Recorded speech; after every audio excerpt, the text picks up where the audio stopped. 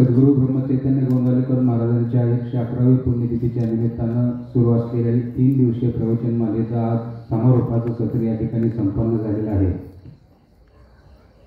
जयंती पुण्यतिथी ही का साजरी करावी, त्यातल्या त्यात भगवंतांची संतांची, कारण भगवंत तर अनादि अनंत आहे, आदिही तोच आहे आणि अंतही तोच आहे। संत तत्व हे सुद्धा चिरंतन अशा प्रकारचं आहे, तरी सुद्धा जयंती पुण्यतिथी उत्सव का करायचा। आपण नेहमी सद्गुरू ब्रह्मचैतन्य गोंदावलेकर महाराजांचं प्रवचन आहे हे पुस्तक नेहमी वाचतो, त्यामध्ये महाराजांनी एक खूप छान उदाहरण दिले। एका घरामध्ये अनेक खोल्या असतात, बाहेरच्या खोल्यांमध्ये लहान मुलं गोंधळ घालत असतात, त्यांचा धिंगाणा सुरू असतो आणि त्या घरातला प्रमुख असणारा कर्ता पुरुष हा आतल्या खोलीमध्ये असतो, परंतु बाहेरच्या लहान मुलांना माहिती नसते की आतमध्ये तो आपल्या घरातला असणारा प्रमुख व्यक्ती आहे आणि त्या व्यक्तीलाही माहीत असते की मी आत आहे हे त्या मुलांना माहिती नाही। त्या मुलांना माहिती व्हावं म्हणून खोकला आलेला नसताना सुद्धा तो आतला ज्येष्ठ व्यक्ती थोडंसं खोकतो।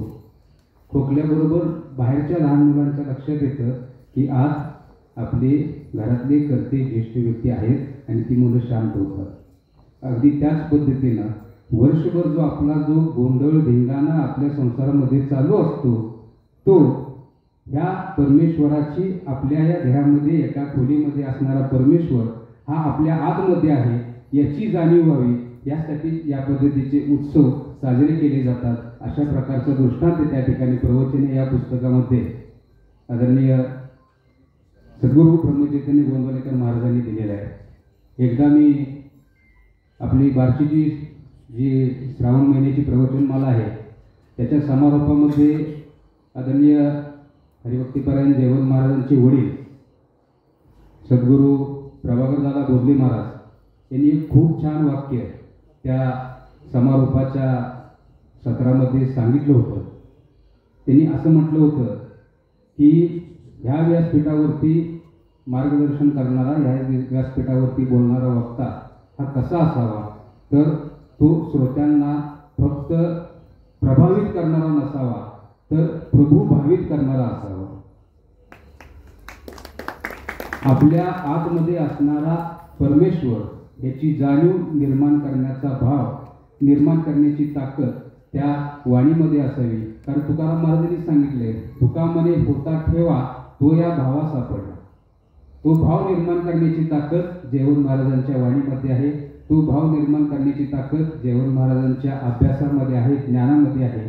मानकोजी बोधले महाराजांनी सुद्धा सांगितले, त्यांचं प्रमाण आहे, आपण मधल्या महिन्यावरील आपण ते घेतलं होतं, नोहीसी वेगळ्या प्राणा सर्वता न कळे पंढरीनाथा लीला तुझी। या प्राणाच्या वेगळा तू नाहीयेस असे मानकोजी महाराजांनी पांडुरंग परमात्म्याविषयी त्या अभंगाच्या माध्यमातून चिंतन केलेलं आहे।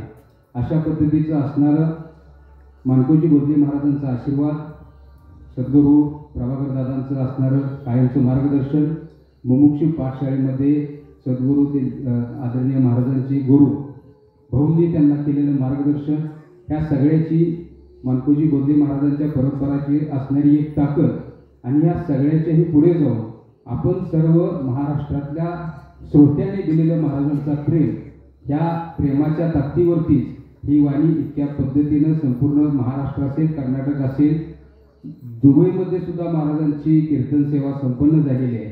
इतकं सगळं प्रेम, कारण आपणही रामभक्त आहात, महाराजही रामभक्त आहेत आणि भक्ताचा महिमा भक्तची जाणती असं संतांनी म्हणून ठेवलेलं आहे। त्यामुळं आपण जर पाहिलं तर एखादं कीर्तन करणं आणि कीर्तन करून त्या गावातून निघून जाणं अशी एक पद्धत सुरू झालेली असताना बार्शीमध्ये 1 महिना, मंगळवेढ्यामध्ये 5 दिवस, करकममध्ये 3 दिवस, आता परांड्यामध्ये 3 दिवस, सांगोल्यामध्ये 3 दिवस, अशा एक विषय घ्यायचा आणि तो पटवून सांगायचा।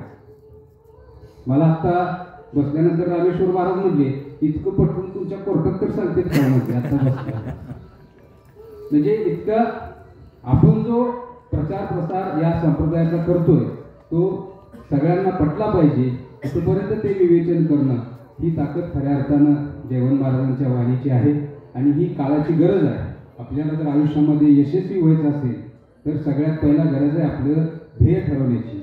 ध्येय निश्चिती ही अतिशय महत्त्वाची आहे. ध्येय निश्चित करत असताना आपलं चंचल असणारं मन याच्या स्थिरतेची अतिशय गरज आहे. आणि मन जर स्थिर करायचं असेल तर त्या मनाला योग्य मार्गदर्शनाची गरज आहे. म्हणजे मी सरळ सांगेन, आपल्याला आयुष्यामध्ये यश मिळवायचं असेल तर ध्येय निश्चितीची गरज आहे.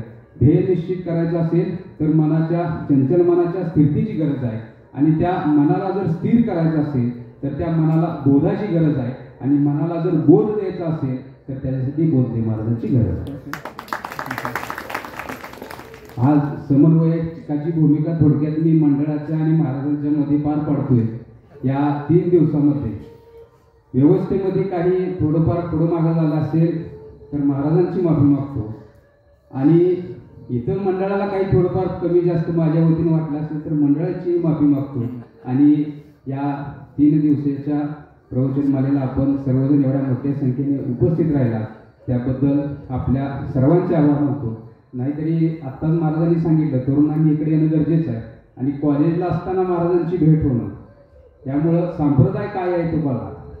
नाहीतर एखाद्या LLBच्या विद्यार्थ्याला जर विचारलं रामायण काय आणि महाभारत काय तर तो सरळ सांगेल महाभारतामध्ये जमिनीचा वाद आहे म्हणजे ती सिव्हिल मॅटर, आणि रामायणामध्ये अपहरण झाले म्हणजे किडनॅपिंग झाले क्रिमिनल मॅटर. याच्या पलीकडे रामायण महाभारत कळलं नसतं.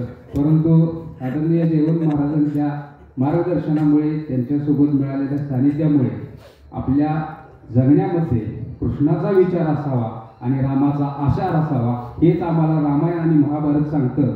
हे आम्हाला मार्गदर्शन जयवंत महाराजांच्या संगतीमुळे मिळालं. पुन्हा एकदा सर्वांचे या ठिकाणी आभार मानतो. आणि ही 3 दिवसाची प्रवचन मला या ठिकाणी संपन्न झाली असं जाहीर